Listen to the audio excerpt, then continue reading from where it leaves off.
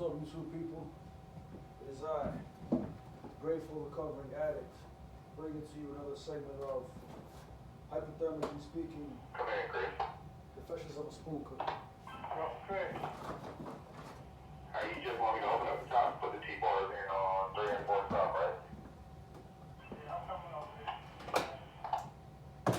10 4. You see, I do my best, especially now that I'm taking this recovery serious, to be grateful, appreciative, to stay humble. And it's not my fault if whatever it is I'm doing and how I do it, things just, happen to work out for me. I'm just staying positive. I'm just doing the best I can with what I got. So the guys you heard on the radio, right? If I could prove it on paper, I would, but I can't. But you can tell, because people aren't, the way people communicate, their tone, and just being aware, like I'm a Hey, Chris, go down to the pump pad, nothing's chirping. Think you lost your prime. So I can't be blamed for bad things happening to you, because I'm not going out of my way to do any of that. I believe in karma. So what happened was I took off yesterday from work. I called out sick. I wasn't sick, but I wasn't feeling well. So I took off. I stayed home. I didn't waste that opportunity. I basically didn't feel well, so I stayed home, ate some tea, stayed in bed, relaxed, because I had a crazy weekend. Chris Dickey.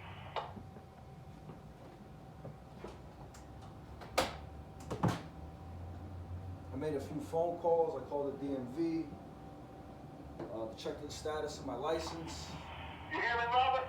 on the suspension issue, for my DUI. Yeah. Ralphie, you in the trailer? Go for Ralph. Hey, where's Chris Dickey at? He was in the trailer. We were talking, and then he noticed that the computer indicated that the pump pad was knocked out. So I think he went down to the pump pad. I'm not sure if he brought his radio with him or not. I was eating because I've been calling mine, so he's going, all right, bye. Copy that. You see what I'm saying? Keep an eye on those cars. The Buckeye Tower just knocked that off. He had his radio the whole time. He just didn't want to talk to this guy, you see? Yeah, I was just calling you about that because there's no chirping going on. I guess he tried to reset the pump from where he was and knocked the wall out. I can't start it off. Like, you see what happened? Like, I didn't come in yesterday. Shit. Alright, copy that. These guys were all upset. Because yesterday, all they had to do, there's 4 guys yesterday. And they had 40-something cars to hook up. Okay. That's 10 cars a person about. That's not a big deal. But they feel some type of way because I wasn't here to do the work.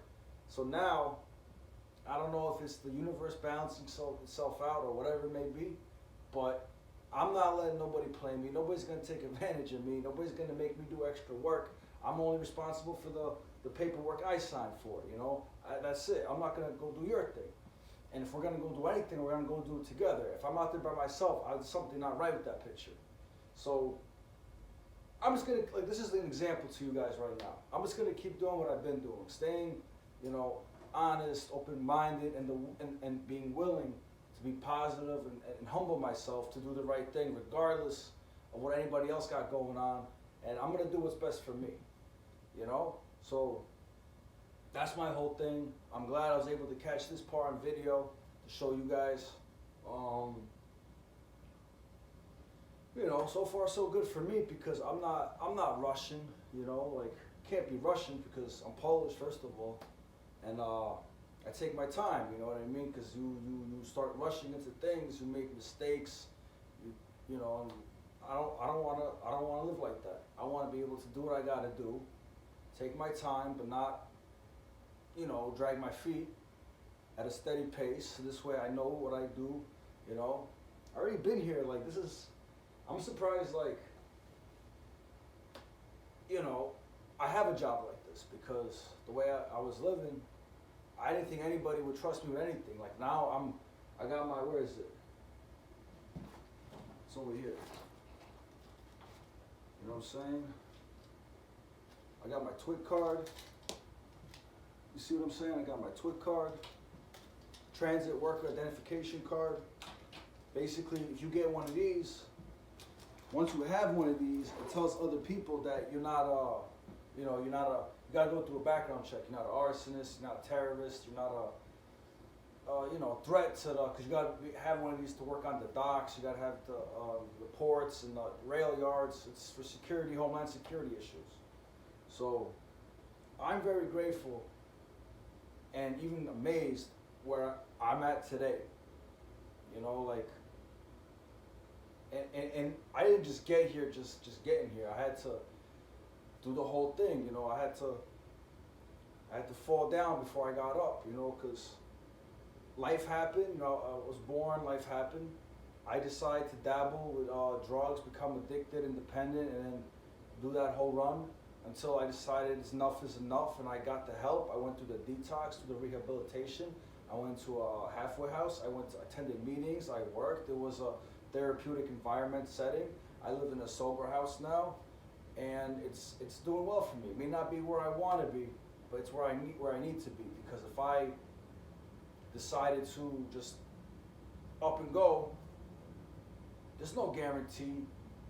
I'm better off. I have a better chance of keep doing what I'm doing right now by following the program, by the plan I laid out for myself, you know?